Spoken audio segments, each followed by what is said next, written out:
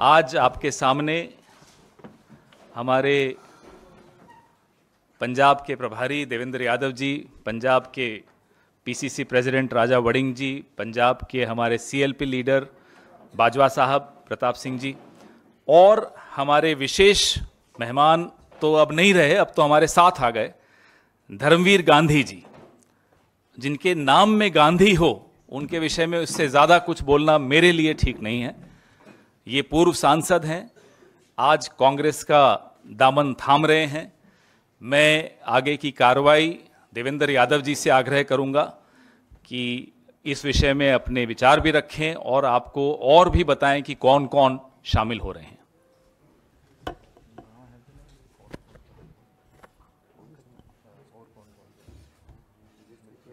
नहीं, वो धर्मवीर जी बता देंगे, आप थोड़ा सा नाम फिर।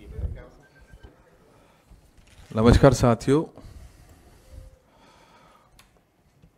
कांग्रेस पार्टी के लिए बहुत खुशी की बात है कि आज हमारे बीच में पूर्व सांसद, एक बहुत ही जाने माने शिक्षाविद, कार्डियोलॉजिस्ट और सोशल वर्कर के रूप में जाने और पहचाने जाने वाले पटियाला के पूर्व सांसद आदरणीय धर्मवीर गांधी जी अपने साथियों के साथ कांग्रेस पार्टी की जो विचारधारा है उसके साथ सम्मिलित होने के लिए आज यहाँ ऑल इंडिया कांग्रेस कमेटी के हेड ऑफिस पहुँचे हैं। मैं भाई राजा वड़िंग जी, आदरणीय सीएलपी लीडर बाजवा जी, भाई पवन जी की तरफ से कांग्रेस पार्टी में विधिवत रूप से आदरणीय धर्मवीर गांधी जी का स्वागत करता हूं। जैसा कि हम जानते हैं कि धर्मवीर जी पटियाला से 2014 में माननीय सांसद के रूप में जो वहां पर परनीत कौर जी चुनाव लड़ी थी, उनके अगेंस्ट लड़कर एक अच्छे मार्जिन से उस समय सीट जीती थी। 2016 में आम आदमी पार्टी से इन्होंने इस्तीफा दिया और अपनी पार्टी बनाकर 2017 में कुछ लाइक माइंडेड लोगों के साथ मिलकर एक पार्टी का गठन किया। लेकिन क्योंकि कांग्रेस पार्टी हमेशा से एक सोच के साथ, जो सभी को साथ लेकर चलने की, एक सुचिता की राजनीति करने की हमेशा जो पक्षधर रही है, आज धर्मवीर गांधी जी उसी सुचिता के रास्ते पर अपने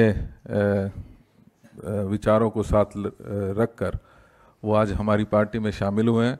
मैं विधिवत रूप से आदरणीय धर्मवीर गांधी जी का स्वागत करता हूँ। Thank you.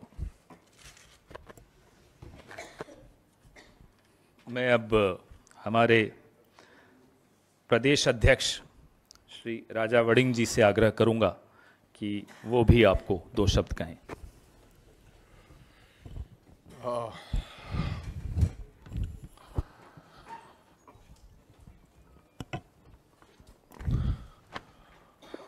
सबसे पहले तो मैं बहुत बहुत आभारी हूं कि गांधी जी ने आज फैसला किया है कि पार्टी से जुड़ने का, बल्कि पूरी पार्टी को कांग्रेस पार्टी में मर्ज करने का। मैं इस बात के लिए उनको बधाई देता हूं और धन्यवाद देना चाहता हूं। और ये एक बहुत बड़ा फैसला है। जिस प्रकार की देश के अंदर राजनीति चल रही है, रोजाना जिस प्रकार का लालच और जिस प्रकार के तौर तरीके अपनाए जा रहे हैं देश के अंदर, तमाम लोगों, कोई एक्स एमपी है, चाहे कोई एक्स एमएलए है, चाहे कोई चेयरमैन है, और जिस प्रकार की राजनीति का दबाव है आज देश में कि ताकतवर लोग और सरकारें जिस प्रकार से लोगों को डरा धमका कर और किस किस तरीके, नए नए तरीके अपनाकर अपनी तरफ लेके जा रही है, आपने देखा ही है। रोजाना कभी ईडी, कभी सीबीआई, कभी लोकल एजेंसीज।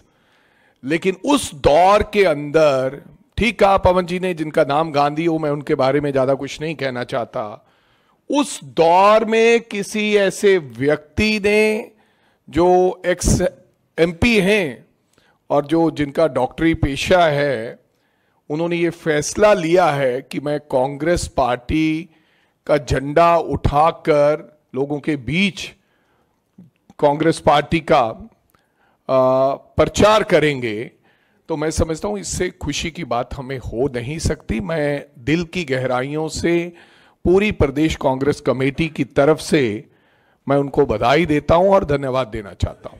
Thank you. मैं हमारे सीएलपी लीडर प्रताप सिंह बाजवा जी से भी आग्रह करूंगा कि वो आपको और भी बताएंगे कि और कौन कौन इनके साथ आ रहे हैं। माइक वो वाला नहीं है क्या आपके पास? लाइए वो दीजिए, ये छोड़िए, मैं आपको दूसरा माइक। बार बार माइकों को मत करवाया करो। बहुत ही सत्कार योग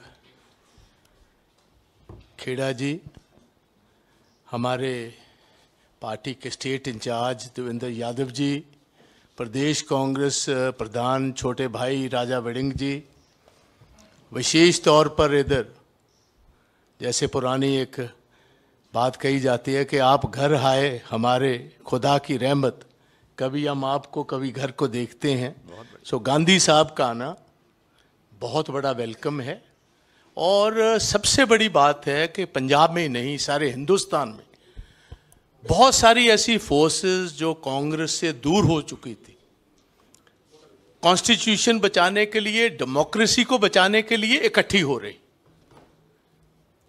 गांधी जी का आना बहुत शुभ संकेत है हमारी जमात के लिए और सारे देश की डेमोक्रेटिक फोर्सेस के लिए।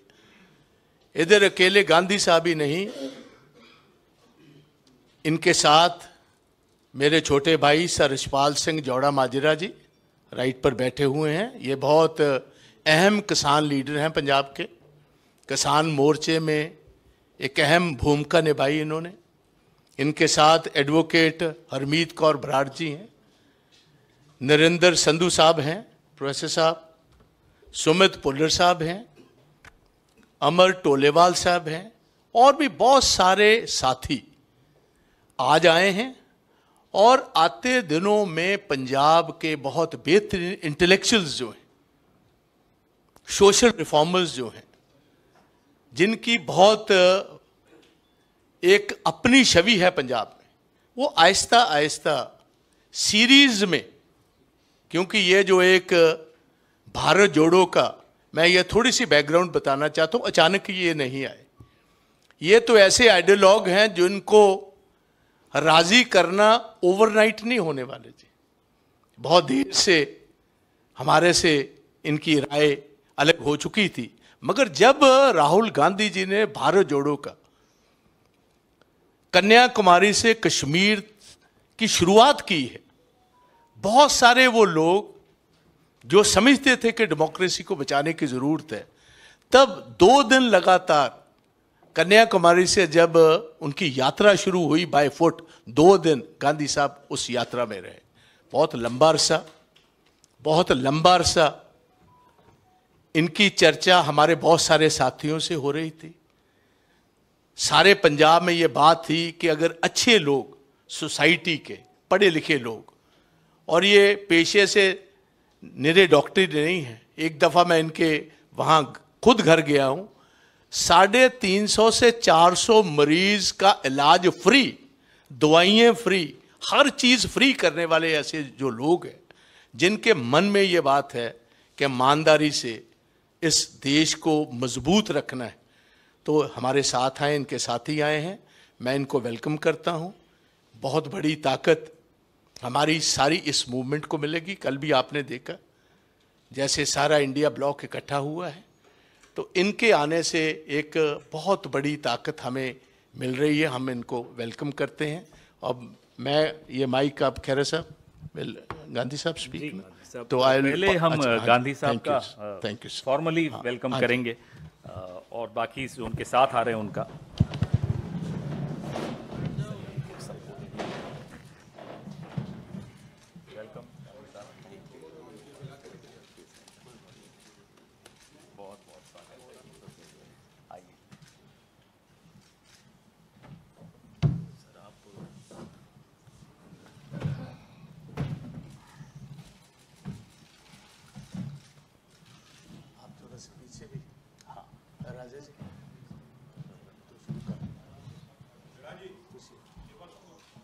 खड़े हो जाएं सब, चलिए सब खड़े हो जाते हैं।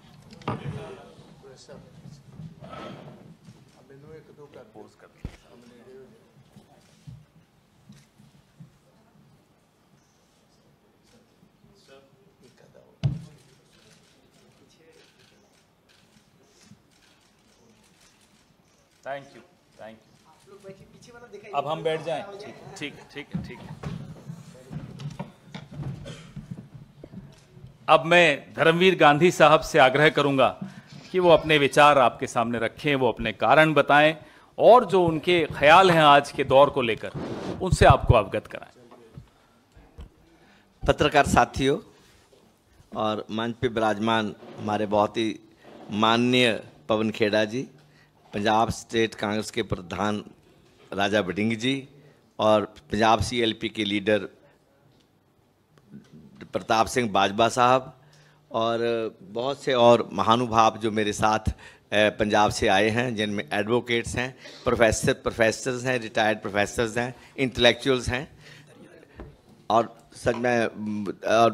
मैं सबसे पहले बाजवा साहब और पंजाब के प्रभारी श्री देवेंद्र यादव जी, उन सब का धन्यवाद करता हूं कि उन्होंने आज हमें इस परिसर में आकर एक महान पार्टी को, एक ऐसी पार्टी जिसने देश के स्वतंत्रता संग्राम में बहुत भारी योगदान दिया और बाद में नए भारत के निर्माण में पंडित नेहरू जी की जो एक वैज्ञानिक विचारधारा थी, साइंटिफिक टेम्पर था, जो उन्होंने जो हर क्षेत्र में जो हिंदुस्तान को अपने पांव पे खड़ा किया, डेमोक्रेटिक इंस्टीट्यूशंस को बनाया, उनको मजबूत किया, आर्थिक प्रगति की और देश में एक नई ऊर्जा आज़ादी के बाद पैदा की। तो इस परिसर में आकर हम लोग बहुत संतुष्ट हैं, बहुत खुश हैं। जहाँ तक मेरा ताल्लुक है, मेरा नाम डॉक्टर धर्मवीर गांधी है। गांव से आए थे, जो गांव की संवेदनाएं थी वो साथ लेके आए थे, मेडिकल कॉलेज में आए, डॉक्टर बने। विद्यार्थी जीवन से मैं सक्रिय राजनीति में चला गया। मैं वामपंथी विचारधारा से प्रभावित हुआ और यहाँ तक कि एमरजेंसी जब मेरा फाइनल ईयर था तो उस वक्त मुझे जेल भी जाना पड़ा। तो जेल से छूटकर एमबीबीएस किया, फिर एमडी किया, फिर कार्डियोलॉजी में मैं असिस्टेंट प्रोफेसर के बतौर रिटायर हुआ गवर्नमेंट मेडिकल पटियाला से। जब कुछ अंदर आग होती है ना, तो जब भी समाज में हिलजुल होती है तो आपका जो दिल है, जो जिसके दिल में आग है, वो आग बाहर निकलती है, वो धधकती है वो। और जब 2011-12-13 में जो अन्ना आंदोलन चला तो मेरे को ऐसे लगा कि जब सारी दुनिया सड़कों पे है, हवा का एक नया ठंडा झोंका आया है, देश बदल रहा है, समाज बदलेंगे, देश बदलेंगे, नई राजनीति करेंगे, एक लोगों की बात करेंगे, इंट्रा पार्टी डेमोक्रेसी होगी, स्वराज होगा और एक नई राजनीति शुरू होगी, पारदर्शी राजनीति का युग आया है। तो मैं अपना क्लिनिक बंद करके I just joined the party, आम आदमी पार्टी। पर मैंने बहुत जल्दी देख लिया कि आम आदमी party is not the party of my ideals. ये मेरे आदर्श की पार्टी नहीं है। जो जहाँ चला है, जैसे चल रहा है, जिस तरह पार्टी चल रही है, कांग्रेस में तो किसी बाकी पार्टी में तो जो हाई कमांड कल्चर या वीआईपी कल्चर आने में दशकों लगे हैं, डिकेड्स लगे हैं, और यहाँ तो 2-3 साल में वो जलवा देख गया, 2 साल में जलवा देख गया। तो मैं आई सेड गुड बाई। मैं 14 में इलेक्ट हुआ और 15 फरवरी में मैंने इसको छोड़ दिया। उसके बाद मैं अलग अलग प्लेटफॉर्म में एक्टिव रहा, अपना डॉक्टर के तौर पर भी और सामाजिक कार्यकर्ता के तौर पर भी। आज जब राहुल जी ने ये भारत जोड़ो यात्रा शुरू की तो क्योंकि मैं खुद राजनीतिक तौर पर मेरे में भी हलचल चल रही थी, उथल पुथल चल रही थी, तो मैंने देखा कि आज ये साधारण समय नहीं है, ये असाधारण समय है। They are not ordinary times, they are extraordinary times. और इस समय जिस आदमी के दिल में जमहूरियत धधकती है, सेकुलरिज्म है, संविधान के प्रति आदर है, इंडियन कॉन्स्टिट्यूशन की इथोस हैं, उसके लिए उसके मन में उसके साथ रहना चाहता है। और जो संस्थाएं हैं, लोकतांत्रिक संस्थाएं हैं, उनकी जो आज़ादी है उसको बरकरार रख देखना चाहता है और देश में सामाजिक न्याय की बात वो देखना चाहता है। तो ऐसे समय में जब ये सब कुछ खतरे में हो और जब 2024 ना तो ऑर्डिनरी टाइम्स हैं और ना 2024 का इलेक्शन ऑर्डिनरी इलेक्शन है। देश का इतिहास लिखे जाने वाला है, देश ने किधर जाना है, कौन सी दिशा अख्तियार करनी है, किस दिशा में जाना है, वो एक बहुत महत्वपूर्ण इलेक्शन है। तो ऐसे समय में हम मेरे जैसे लोगों के लिए जो जब से जवानी में पैर रखा है तब से ही वो एक सोच में सोचते रहे हैं, तो चुप रहना, साइड्स ना लेना या ठीक साइड ना लेना बहुत इंपॉर्टेंट सवाल है। I want to be seen on the right side of history in this in 2024 in the coming elections. मैं इतिहास के सही रास्ते और जो दुरुस्त रास्ता है उसकी साइड पे खड़ा होना चाहता हूं। That's why I am with Congress, that's why I am with Congress. और जो देश की हालत है तो उसमें आप सब जानते हैं किस तरह जो धार्मिक ध्रुवीकरण है उसका जो बोलबाला है, जैसे देश को बांटा जा रहा है, नफरत का माहौल पैदा किया जा रहा है, जिसमें दो स्लोगन जो जिसने सबसे मुझे प्रभावित किया वो था कि नफरत के बाजार में मोहब्बत की दुकान, और दूसरा था डरो मत, जो देश में दहशत का डर का एक वातावरण पैदा किया था इस पर मौजूदा पॉलिटिकल डिस्पेंसेशन ने, मौजूदा निजाम ने। जो देश सहमा हुआ देश था, सहमा हुआ विपक्ष था, आम लोग सहमे हुए थे, उसको जो नारा दिया डरो मत, इट इफेक्टेड मी रियली। और सच में लोगों ने डरना बंद कर दिया मौजूदा सत्ता से। तो ये दो तीन बातें थी। तो व्हेन जब राहुल जी ने जब कॉल दिया, I reach Kanyakumari, stayed there for 2 days, फिर मैंने पंजाब में ज्वाइन किया, देन मैं जम्मू कश्मीर में, वहाँ 3 दिन रहा मैं कश्मीर में। I from start to end I was emotionally physically associated with Bharat Jodo Yatra and then Bharat Jodo Nyay Yatra again in different forms. So ये सारा कुछ एक थोड़ा प्रसंग है। तो देखो, एक तो मैंने पहले बोला है कि जो रिलीजियस पोलराइजेशन है, जो समाज को बांटने वाली है, देश को तोड़ने वाली है, that has to be fought.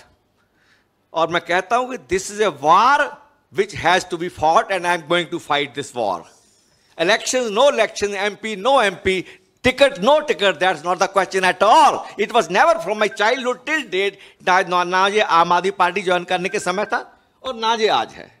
I want to make it clear to media people and to the Congress party also. Congress does not need me. I need Congress because I have something inside me which is burning every time कि देश किधर जा रहा है। मैं जब पैदा हुआ था, मैं किस हवा में पैदा हुआ था, और आज जो हवा है वो कैसी हवा देश में चल रही है। This is what Gandhi is. This is what Dharmveer is. So ये माहौल है, रिलीजियस पोलराइजेशन का माहौल है, जो सेफ्रनाइजेशन किया जा रहा है, जो सोशल फैब्रिक है जो तोड़ा जा रहा है, उसको नष्ट किया जा रहा है, और जो धार्मिक ध्रुवीकरण है ये जितना बड़ा खतरा है, और इकोनॉमिक डिस्पैरिटी, जो आर्थिक विषमता है वो आसमान छू रही है। अब कोई किसी वक्त ना कि गरीब और अमीर का एक कोई प्रोपोर्शन हुआ करती थी, इन डिसप्रोपोर्शन हो। पता ही नहीं है कि अडानी के पास कितना पैसा चला गया है, पता ही नहीं कि हिंदुस्तान के 200 परिवारों के पास कितना पैसा है और बाकी 70-80% लोग किस हालत में जी रहे हैं। जो आर्थिक विषमता है और जितना बड़ा ये सवाल है, और जिसको अक्सर हमारे दो के साथ राहुल जी ने बड़ा टाइमली, और जब लोगों का ध्यान इस तरफ नहीं था, जिस स्लोगन खड़ा किया था, तो वो it was a very indicative, very descriptive slogan था। I was quite impressed with that also. And thirdly, complete sell out of the national assets, जो लोगों की संपदा है, जिसमें मेरे बाप का हिस्सा है रेलवे में, मेरे पिताजी टीचर थे, हमारा हिस्सा है, मेरा हिस्सा है देश की संपदा में। उस संपदा को जिस तरह कौड़ियों के भाव बेचा जा रहा है कॉर्पोरेट सेक्टर को, that is totally unacceptable, not only for me and for every that person who has stake in this country, जिनका स्टेक है इस देश में, इस देश के भविष्य में, इस देश के अब सियासी आबो हवा में भी और दूसरी तरह भी। तो और ये पॉलिटिकल जो सेल आउट है, और वो एक मेरे लिए बड़ा मुद्दा है। और राजनीतिक तानाशाही, जो एक तानाशाही की जो देश में पैदा कर दिया है, जिसको राहुल जी ने डरो मत से उसको चैलेंज किया है, उसको डायरेक्शन दिया है, और जो देश का जो नैरेटिव है, पॉलिटिकल नैरेटिव है, भारत जोड़ो यात्रा के दौरान जो बदला है, और भारत जोड़ो न्याय यात्रा से उसको और एक पहले वो एक नैरेटिव बना, फिर उसकी इकोनॉमिक जो एजेंडा है, जो इंसाफ की बात आई उसमें, तो ये सभी दोनों मिलकर भारत जोड़ो यात्रा पार्ट 1 एंड पार्ट 2 दोनों का एक ऐतिहासिक एक योगदान है देश के जो आज की मौजूदा हालत है उसके बदलने में। और इंडिया अलायंस को जो आवाज़ मिली है, जो आवाज़ दी गई है, और जो साहस किया है विपक्ष ने, अलग अलग विपक्ष ने अनेकों बातों के बावजूद, उसमें बहुत बड़ा योगदान जो राहुल गांधी जी ने खड़े होकर चट्टान की तरह खड़े होकर जो मुकाबला किया है, जो पॉलिटिकल जो मौजूदा सत्ता थी, उसका बहुत बड़ा योगदान है। तो मैं उससे भी प्रभावित रहा। तो अगेन मैं एक बात कहना चाहता हूं कि these are not ordinary times and 24 is not the ordinary election. And ये जंग है जो हम लड़ेंगे और हर हालत में लड़ेंगे, पूरे जोर से लड़ेंगे। और उसके बाद अंत में जो मैं आपसे कहना चाहता हूं कि जो संस्थाएं हैं जिनके ऊपर जो आधार है हमारी डेमोक्रेसी का, चाहे वो ईडी हो, चाहे वो सीबीआई हो, चाहे वो कैग हो, चाहे वो जुडिशरी हो, चाहे वो मीडिया हो, जिस तरह उनका हनन हुआ है, उनकी जो प्रभुसत्ता है उस पर हमला हुआ है, उनको पॉकेट ऑर्गेनाइजेशन बना के भारतीय जनता पार्टी चल रही है, this is not again acceptable in any democracy, not at all. हम लोगों ने अब खुली हवा में सांस पैदा हुआ मैं 1951 में, और मैं खुली हवा में मरना चाहूंगा। That's why I am here with Congress. It's my science says, I am a man of science, मैं डॉक्टर हूं, मेरे my science says, my logic says, my sense of argument, sense of reasoning says कि जो चल रहा है वो गलत है, and that's why I am here with Congress. Welcome, बहुत बढ़िया। So I hope you understand my spirit. I'm not here for any ticket or for any seat. Nothing I did. I'm full of life with my professional life. मैं आप मेरे पास आएंगे पटियाला में, देखेंगे कि line लगी होती है लोगों की, और आज से नहीं, पिछले 50 साल से लगी हुई लाइन लोगों की। I am full of life, मैं जिंदगी से भरपूर हूँ, भरा हुआ हूँ जिंदगी से, बट स्टिल I feel कि more than a doctor, I have a duty towards my people, towards future generation. हम आने वाली नस्लों के लिए जवाबदेह हैं। मैं जवाबदेह हूँगा नस्लों के लिए कि जब देश को इस तरफ ले जाया जा रहा था, बांटा जा रहा था, लड़ाया जा रहा था, तबाह किया जा रहा था, बेचा जा रहा था, तो गांधी कहाँ था? और गांधी इतिहास के इस मोड़ पे हिस्ट्री के सही पास से खड़ा होना चाहता है। Thank you very much. आपके शब्दों ने हमारे को बहुत प्रेरणा दी, और इस जज्बे का स्वागत है। इस जज्बे की जगह कांग्रेस पार्टी में हमेशा है, थी और रहेगी। बहुत बहुत धन्यवाद। अब आपके सवाल। बहुत अच्छे आपने बहुत जल्दी आम आदमी पार्टी की विचारधारा को देखा, समझा, और आपका मोह भंग हो गया। Yes sir. आप तो डॉक्टर भी हैं, शिक्षाविद भी हैं। हाँ जी। आपसे इतनी बड़ी भूल कैसे हो गई पहचानने में? और अगर आपने अपने आप को करेक्ट कर लिया है कांग्रेस में आके, हाँ, तो पंजाब के जीते हारे सभी लोगों को कांग्रेस ज्वाइन करने की अपील करेंगे आप? देखो, मैं तो कहूँगा जो भी राइट्स थिंकिंग पर्सन है, जिसके दिल में डेमोक्रेसी है, सेकुलरिज्म है, प्लूरलिज्म है, जो संविधान है, जो सोशल जस्टिस है, सबको कांग्रेस से ज्वाइन करनी चाहिए। Because this is the only party which along with the regional party with all their limitations has the potential to out this government, to defeat this government. मैं तो कहूँगा सबसे नंबर 1। नंबर 2, मैं कैसे मार कैसे खा गया?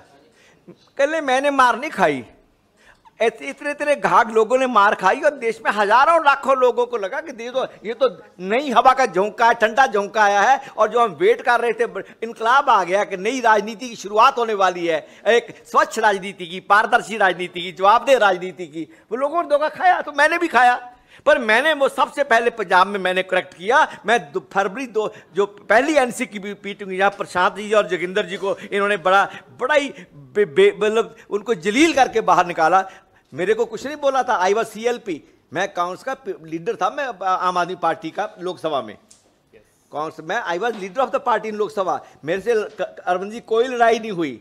आई एम नथिंग टू से on personal ground with him, but जिस तरह उसने जलील किया और परेशान और आउस्टर किया, तो जो इंट्रा पार्टी डेमोक्रेसी का, जिसकी मेरे मन में बड़ी था कि यहाँ बात सुनी जाएगी, बात कही जाएगी, हम लोग मिलकर नया हिंदुस्तान बनाएंगे, वो सपना टूट गया। And I said good by in February 2015। 14 में चुन के आया मैं मई 14 में, 15 फरवरी में निकल गया।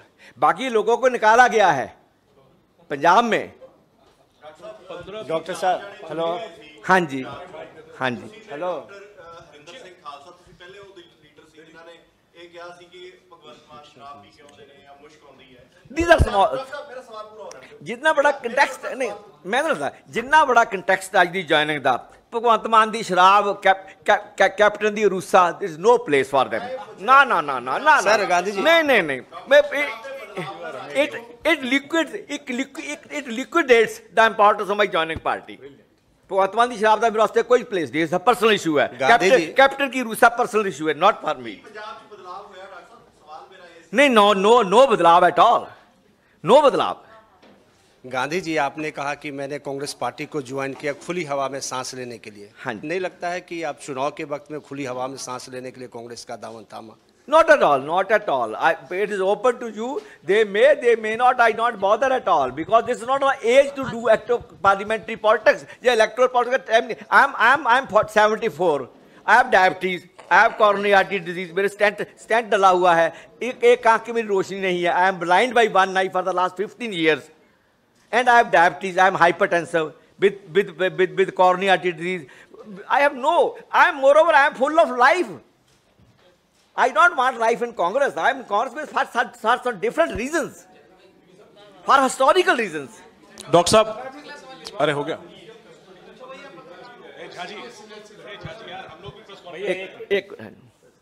डॉक्टर साहब, आपने कहा है कि आपके कांग्रेस में आने का टिकट या लोकसभा चुनाव से लेना देना नहीं है। Certainly not. लेकिन अगर आप जैसे शख्स को अब जब कांग्रेस लेकर आई है, आपको अगर कांग्रेस लोग पटियाला से लड़ने की जिम्मेदारी देना चाहती है, तो क्या आप इसके लिए तैयार हैं? देखिए, अगर कांग्रेस समझती है कि मेरे को महारानी परनीत कौर जो कैप्टन साहब के वाइफ हैं और जिनसे पहले मेरा मुकाबला हुआ था, कि I am the right kind of person to contest her and defeat her, not because she is Maharani and I have done it already, because she is in BJP, she is with the politics which is anti people, anti country, anti democracy, anti which I don't like. I will defeat her not as Maharani Pandit, defeat her as a BJP candidate. आप तैयार हैं लड़ाई के लिए? आप तैयार हैं? Yes, if I get a chance, in spite of my limitations, health limitations, family limitations and age limitations, मैं कहता हूँ ये जंग है जो लड़ूंगा और लड़ी जाएगी। एक सवाल और आपकी परमिशन से, आपने कहा कि आप इतिहास में सही जगह पे खड़े होना चाहते हैं। Very right. तो जो आपकी पुरानी पार्टी थी आम आदमी पार्टी और उसके नेता अरविंद केजरीवाल, यस, वो इतिहास में आज कहां खड़े हैं आपके मुताबिक?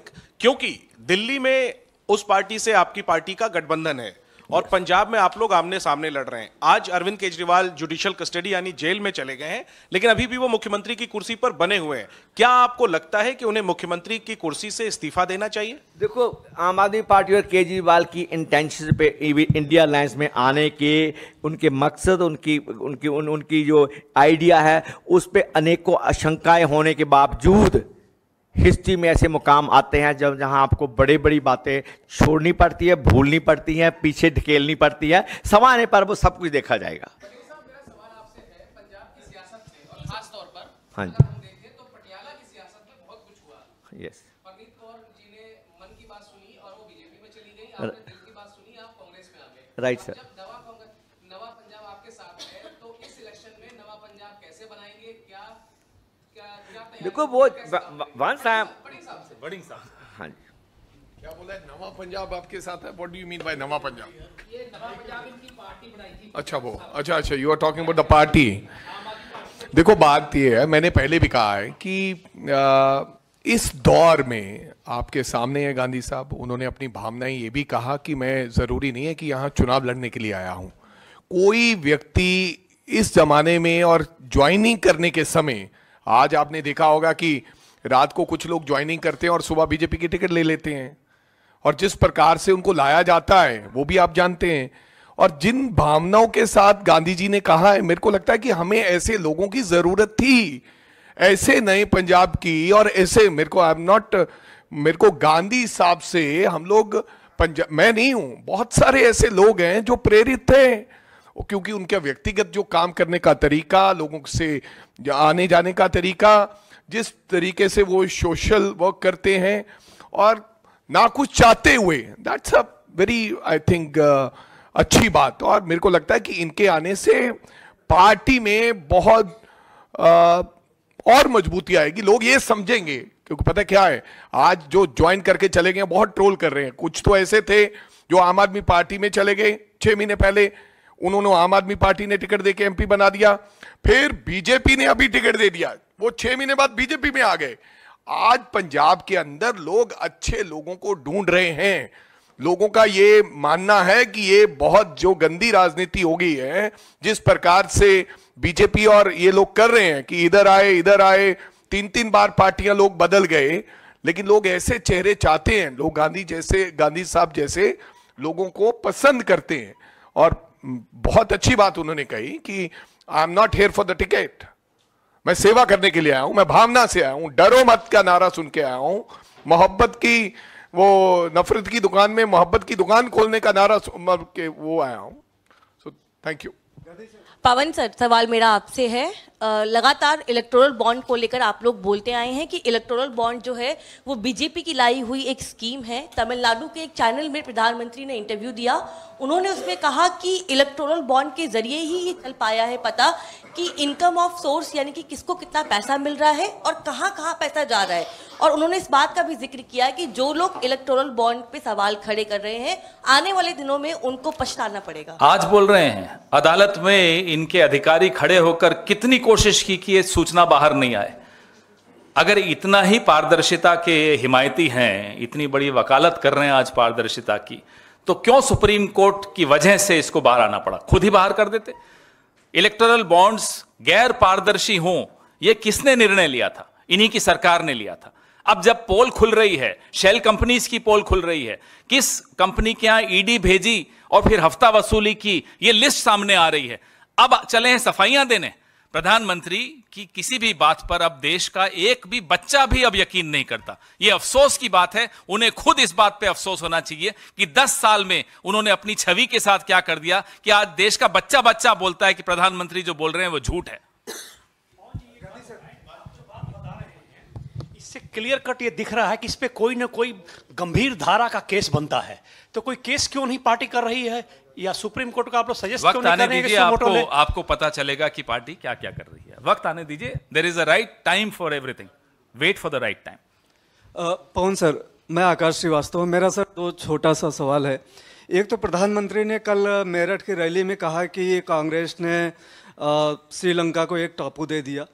वो 10 साल शासन में रहे हैं प्रधानमंत्री, तो आज इस मुद्दे को क्यों उठाया है? इस पर आपका जवाब सर। और सर एक और छोटा सवाल गांधी सर से। गांधी सर, आज जब आप कांग्रेस ज्वाइन कर रहे थे तो आपके दिमाग में ईडी, सीबीआई और इनकम टैक्स का ध्यान नहीं आया? नहीं आया, आएगा भी तो इट डजंट मैटर। देखिए, मेरे को बिल्कुल नहीं आया। जिंदगी में जीना काहे के लिए है? अगर इन बातों से डर के सच नहीं बोलना, जो हिस्टोरिकल टास्क है, जो एक इंटेलेक्चुअल को निभाना चाहिए, जो एक नागरिक को निभाना चाहिए। मेरे को पिछले 70 साल में नागरिक से वोटर बना दिया गया है। I am a citizen, I have the spirit to have the right kind of things for me and for my children. तो वो भावना अगर आएगी ना तो क्या कर लेंगे? पकड़ लेंगे, केस देशद्रोह का मुकदमा चला लेंगे। मैं 75 साल का हूं, तो 5-7 साल जिंदगी है, लग जाएगी। How does it matter?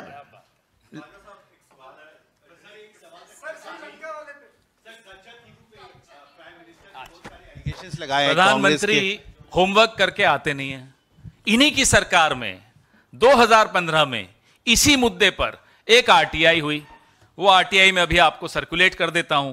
उसमें लिखा है, this did not involve either acquiring और सीडिंग ऑफ टेरिटरी। इन्हीं की सरकार कह रही है कि ना कोई जमीन श्रीलंका को दी, ना उनसे कुछ लिया। इन्हें इतना समझ नहीं है कि अभी कुछ साल पहले इन्होंने बांग्लादेश के साथ इसी मैत्री को आगे बढ़ाते हुए जो बांग्लादेश चाहता था वो किया। इन्हें इतना नहीं पता कि 2014 तक इस आइलैंड के आसपास फिशिंग राइट्स थे। 2014 के बाद वो फिशिंग राइट्स क्यों चले गए, इन्हें जवाब देना है। कटघरे में इन्होंने खुद अपने आप को खड़ा कर दिया। और बेचारे जयशंकर जी, अब उनको मजबूरी है, उनको जवाब देना पड़ता है, उनको प्रेस कॉन्फ्रेंस करनी पड़ती है। जरा कोई जयशंकर जी से पलट के पूछ ले कि साहब आप तो चीन के एम्बेसडर रहे हुए हो, क्या हो रहा है? 4000 स्क्वायर किलोमीटर चीन ने कब्जा कर लिया, क्यों नहीं जवाब देते? क्या किया इन लोगों ने? बात चीन की हो रही है, चले गए श्रीलंका। न भूगोल की जानकारी, न इतिहास की जानकारी, न होमवर्क करते हैं, चले आते हैं साहब कभी जो मुंह उठा के कुछ बोल देंगे और लोग मान जाएंगे। प्रधानमंत्री को शोभा नहीं देता इस तरह से हल्की बातें करना। ਕਰ ਰਹੇ ਆ, ਉਹ ਕਹਿ ਰਹੇ ਆ ਕਿ ਜਿਹੜੇ ਕਾਨੂੰਨ ਅਸੀਂ 3 ਵਾਪਸ ਕਰਾਏ ਸੀ ਉਹਨਾਂ ਨੂੰ 2 ਨੂੰ ਪੰਜਾਬ ਸਰਕਾਰ ਨੇ ਫਿਰ ਤੋਂ ਲਾਗੂ ਕਰ ਦਿੱਤਾ ਹੈ। ਮਾਈਕ ਇनको दो।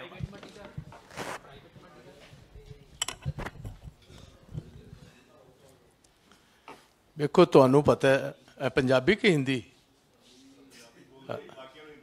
अच्छा चलो, दिल्ली में सबको पंजाबी आती है, आप बोलो। अच्छा चलो, गल इस तरह मेरी चंगी तरह सुनो। पहले दिन तो ही इंडियन नेशनल कांग्रेस हिंदुस्तान की किसानी ना खड़ी। कोई कम जेड़ा मोदी साहब ने नजायज़ किया ते भगवंत मान ਉਹਦੇ ਤੇ ਮੋਹਰ ਲਾ ਰਿਹਾ, ਅਸੀਂ ਉਹਨਾਂ ਨੂੰ ਇਸੇ ਗੱਲ ਕਾਰਨ ਹੀ ਤੇ ਅਸੀਂ ਇਹ ਗੱਲ ਕਹੀ ਹੈ ਕਿ we will have nothing to do with the AAP in Punjab. That's primarily that reason. ਤੇ ਇਸੇ ਗੱਲ ਕਾਰਨ ਹੀ ਅਸੀਂ ਜੋ ਇਹ ਕਰਨਗੇ ਅਸੀਂ ਉਹਦੀ ਵਿਰੋਧਤਾ ਕਰਨੇ, ਕਿਉਂਕਿ ਸਾਡਾ ਇਹ ਮੰਨਣਾ ਹੈ ਕਿ ਕਿਤੇ ਨਾ ਕਿਤੇ ਇਹ ਜਿਹੜਾ ਚੀਫ ਮਿਨਿਸਟਰ ਪੰਜਾਬ ਦਾ ਇਹਦਾ ਇੰਡਾਇਰੈਕਟ ਤਲਕ ਦਿੱਲੀ ਦੀ ਸਰਕਾਰ ਨੇ। ਇਹਨੂੰ ਥੋੜਾ ਜਿਹਾ ਘਰ ਜਾ ਕੇ ਵਿਚਾਰੋਗੇ ਤੁਹਾਨੂੰ ਚੰਗੀ ਤਰ੍ਹਾਂ ਗੱਲ ਸਮਝ ਆ ਜਾਏਗੀ ਜਿਹੜੀ ਮੈਂ ਗੱਲ ਕਹਿ ਰਿਹਾ। ਮਿਹਰਬਾਨੀ।